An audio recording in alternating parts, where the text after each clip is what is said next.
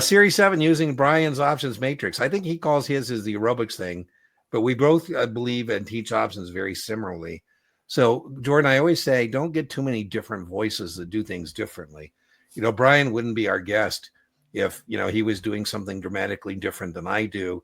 I'm sure I wouldn't be his guest if I was doing it because it could just confuse people. But Brian and I believe in doing the same way. Brian actually incorporates hedging into his matrix. I don't do that. And sometimes people do get confused about that.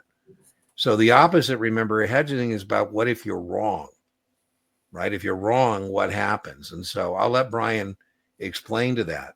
I see we're kind of running over time, so I'll try to be as quick as possible. You're absolutely right.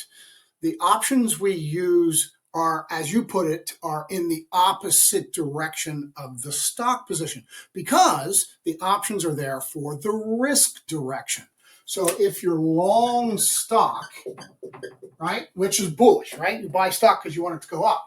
However, you're using the short call and the long put, the opposite direction, because that's the risk direction.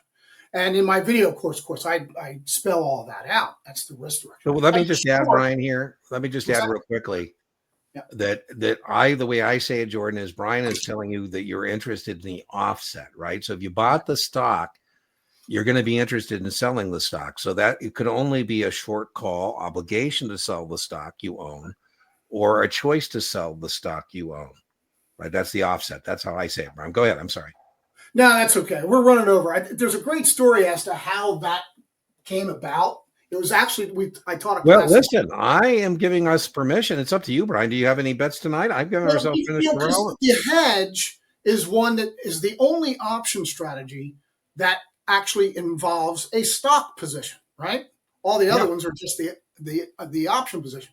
So I thought, how are you going to put a stock position on an option matrix? Yeah. And I did this in a class in Chicago, and we were doing an overnight, late night, after hours kind of thing.